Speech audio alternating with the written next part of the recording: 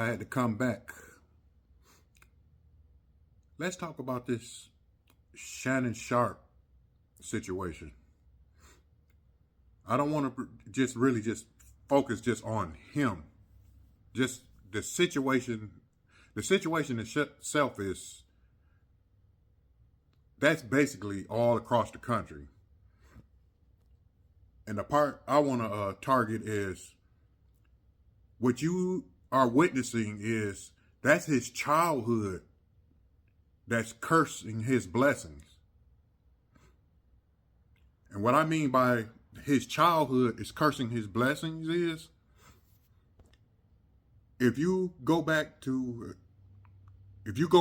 watch one of those interviews Shannon Sharpe did when he was explaining about his childhood, how he was poor and this and that. He grew up very poor, I think out in the country somewhere. We're going to fast forward from his childhood to now. You have to think about it. And from what I notice is anytime somebody says something to him and he felt offended, his defense is his money. He goes straight to his money to defend himself. Example, when Funny Marco, he had Funny Marco on his show. And Funny Marco told him he looked like somebody. And if you know who Funny Marco is, he is actually a funny guy. Shout out to Funny Marco. But Funny Marco was just joking with him when he told him he looked like somebody else.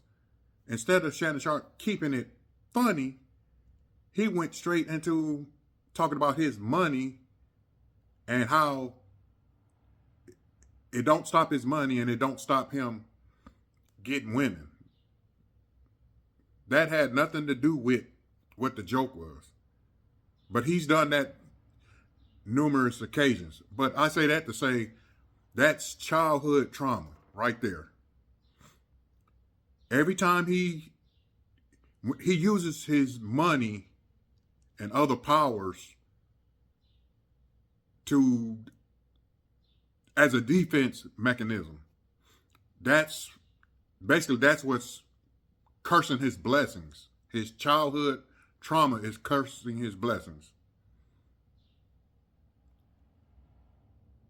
So he needs to, once he heal from his childhood wounds, take accountability, because he hasn't took accountability for what happened either. That's another part of a childhood wound he has. Take accountability. Like I said, from him,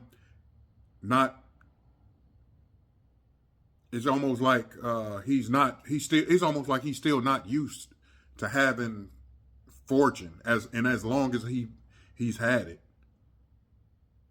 That goes back to childhood wounds. Like I said, if you think about it, look at he has childhood wounds, immaturity, and lack of accountability. And when that young lady said he is trying to manipulate him, right then that was his chance to take accountability and apologize to her, and, whatever.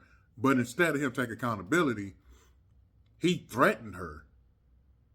Basically, when he threatened her, that kind of like deflect of what he really actually did.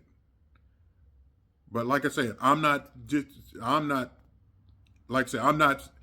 even saying he did those things that she's claiming, but it's just the storyline of it.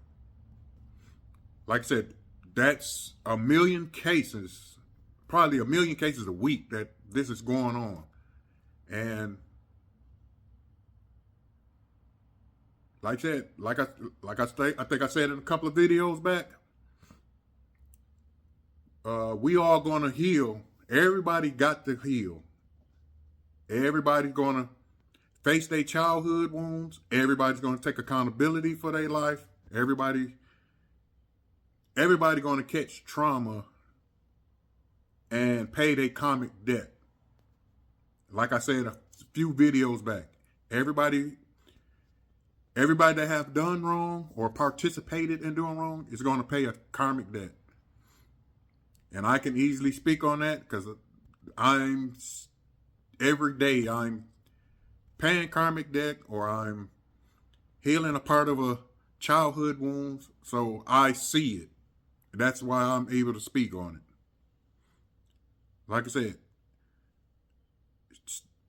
I'm a fan of Shannon Sharp's show, of his podcast. But it's just, I pray for Shannon Sharp for him to heal his childhood wounds. Y'all have a blessed day.